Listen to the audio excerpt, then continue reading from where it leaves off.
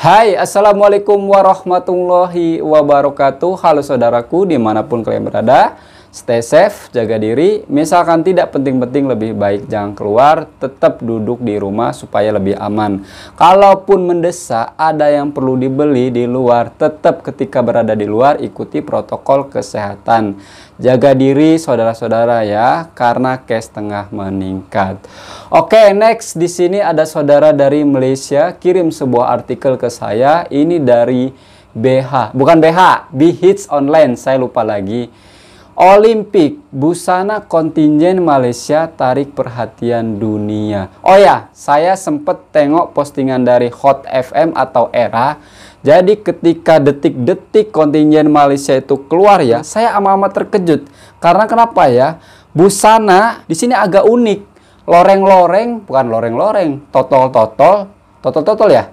Kalau saya salah atau silap betulkan ya. Tapi menurut saya ya, corak ini punya simbol tersendiri. Nanti saya akan bacakan artikelnya. Kemungkinan di situ dijelaskan kenapa coraknya itu totol-totol atau corak-corak macam ini. Oke, kita beralih dulu ke video yang saya nak kasih tunjuk kepada korang. Ini amat miris kawan-kawan ya. Kejadiannya itu berlaku di Bandung. Jadi ada seorang abang-abang cari paku di dalam longkang. Lepas tuh longkangnya kecil sekali kawan-kawan, hanya muat untuk badan saja. Oke, saya akan kasih tunjuk kepada korang semua. Oke, let's play, 1, 2, 3, play.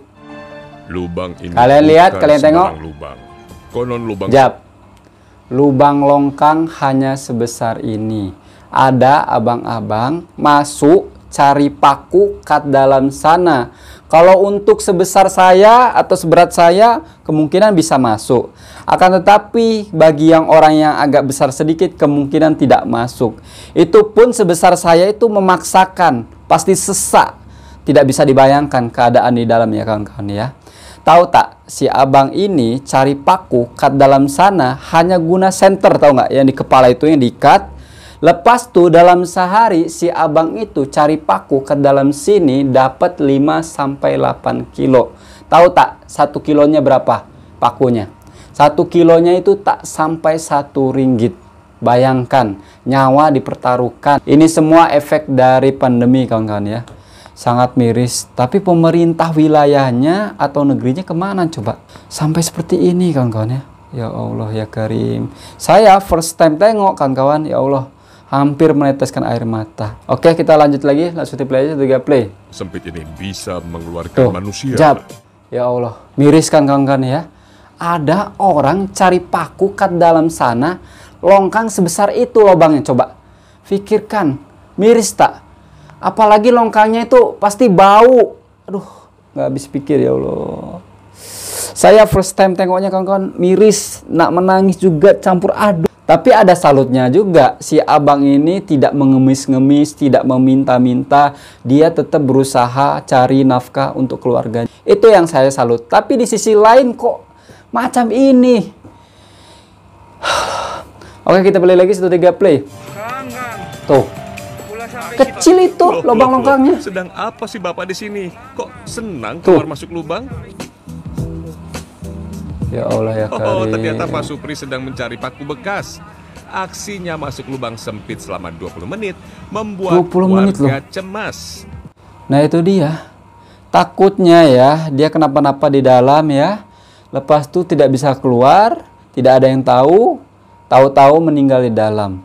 Tapi si abang ini cari duit kok macam ini banget ya. Masuk-masuk longkang. Apalagi longkangnya mesti bau tuh. Apalagi longkang bandar. Tapi di sisi lain memang saya salut sama si abang ini. Karena tetap dia pekerja keras, cari duit, cari nafkah untuk keluarganya. Tapi mbok ya cari pekerjaan lain yang tidak membahayakan nyawanya dia. Tapi di sisi lain susah juga cari duit di masa pandemi macam ini kawan-kawan. Jadi bingung, jadi pening. Solusinya ya yang bisa memecahkan ya pemerintah wilayah atau pemerintah negerinya itu. Yang buat miris adalah penghasilannya itu tidak sesuai dengan nyawa yang ditaruhkan. Seharinya dia cakap dapat 5-8 kilo. 1 kilonya, saya ulang lagi, tidak sampai 1 ringgit. Taruhlah dalam 8 kilo itu 15.000. 15.000 hanya 4 ringgit kawan-kawan. Dalam satu hari, bukan 1 jam atau berapa menit, dalam satu hari dia dapat 15.000 atau 4 ringgit. Bayangkan. Pelajaran yang bisa kita ambil adalah kita kena banyak-banyak bersyukur. Kita bisa makan 3 kali sehari, bersyukur. Lauk apa adanya, hanya sayur atau hanya Maggi, bersyukur. Bisa makan hari ini, bersyukur. Punya duit sedikit, bersyukur. Apa-apapun itu kena disyukuri, jangan mengeluh. And then, kalau kalian punya makanan itu jangan mubazir, jangan buang-buang. Kita harus tengok orang-orang macam ini. Ambil nasi, ya, ngambil lauk banyak-banyak di pinggan atau di piring. Lepas tuh, saking kebanyakannya tak habis. Lepas tuh dibuang. Jangan seperti itu.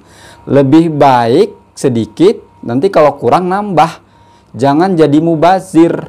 Ingat, orang yang mubazir itu temannya setan. Ya Allah, saya amat-amat miris tengok si abang ini. Mudah-mudahan si abang ini dibantulah sama pemerintah Bandung.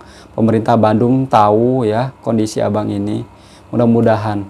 Kalau untuk cari itu amat-amat susah kan ya. Apalagi di sini saya tengok ini dari berita TV. Susah kita dapat nomornya ya. Kalau ada YouTuber, kemungkinan kita bisa hubungi YouTuber. Kalau misalkan dia yang buat video. Tapi ini TV, susah kan kawan. Apalagi di Indonesia tengah lockdown, tengah PKP, kalau bahasa sananya. Jadi merentas negeri itu tidak bisa. Ini di Bandung ini, beda negeri sama saya. Ya Allah, miris. Semoga si abang ini dimurahkan rezekinya, dipanjangkan umurnya, dipermudahkan segala urusannya. Amin, amin, rabbal alamin. Oke, next kita lari ke artikel tadi. Saya akan bacakan ya. Kuala Lumpur, segak bagaikan pahlawan dulu, kalah, dan manis ibarat bunga. Asik. Ini pantun kah?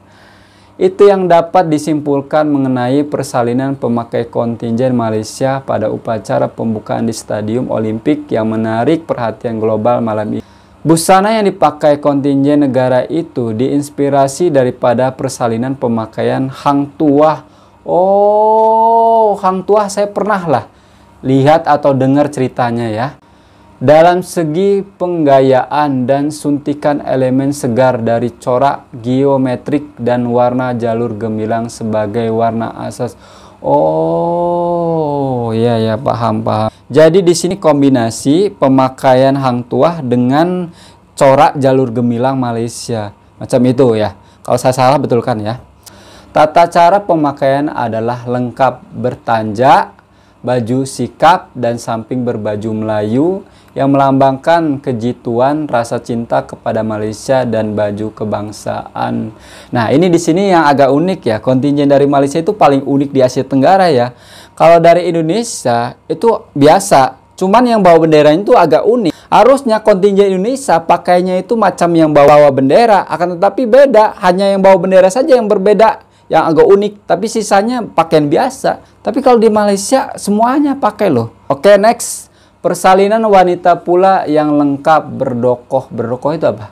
Dan berselendang membiaskan identiti Malaysia yang kaya dengan budaya sendiri. Yes.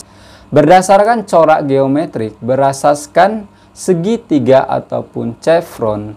Pengucapannya macam itu tak? Ia memberikan kesan rangsangan arah tuju yang jelas mencapai matlamat pingat yang terbaik untuk negara. Wah, ini bahasanya saya tidak tahu nih kawan-kawan ya, apa artinya. Oke, next. Sebagai rekod, seramai 13 atlet dan pegawai. Oh ya, atlet Malaysia itu lebih banyak daripada Indonesia. Entah kenapa ya. Mungkin takut itu ya, COVID ya. Diketahui Setiausaha Agung Majelis Olimpik Malaysia atau MOM, Datuk Muhammad Najib bersama jago badminton Li Zizia dan Goh Liu Ying sebagai pembawa jalur gemilang menganggotai kontingen negara. Turut berarak Ratu Terjun Pandelela Rinong Nurdabitah Sabri. Terus ini lewat aja kawan-kawan ya, namanya agak susah. Upacara kemasukan kontingen dimulakan dengan grace manakala Malaysia pula menjadi negara ke-177 dengan tuan rumah. Jepun menjadi kontingen ke-206 dan terakhir masuk ke dalam stadium. Sekali lagi saya amat salut dengan busana kontingen Malaysia. Agak unik di sini. Di Asia Tenggara itu paling unik tuh dari Malaysia. Swear. Kalau di Indonesia itu amat sayang, yang bawa jalur gemilang itu yang bagus, tapi yang lainnya hanya biasa. Coba disamakan ya. Setidaknya kalau perempuannya tidak pakai yang di kepala itu, minimal bajunya saja itu agak unik. Tapi di sini kok bajunya biasa, heran. Di sini yang paling unik itu dari Malaysia. Kalau Thailand saya tidak tengok, saya lewatkan saja. Yang hanya saya tengok itu Malaysia dan Indonesia, kedua negara itu. Selamat berjuang buat atlet Malaysia dan Indonesia. Semoga bawa banyak medali, entah itu perak, perunggu, emas. Pokoknya bawa medali banyak-banyak supaya mengharumkan negara. Apa yang tidak mungkin, walaupun saingannya seluruh negara, kena banyak-banyak berdoa dan berusaha. Insya Allah juara, bawa pulang medali. Insya Allah. Malaysia, Indonesia, go, pasti bisa. Terbaik. Oke teman-temanku semuanya ya, mungkin cukup sekian video dari saya. Jaga selalu perdamaian Indonesia dan Malaysia. Kita satu rumpun, satu hati, satu Nusantara, satu Islam tentunya. Saya Haris. Assalamualaikum warahmatullahi wabarakatuh. Ciao.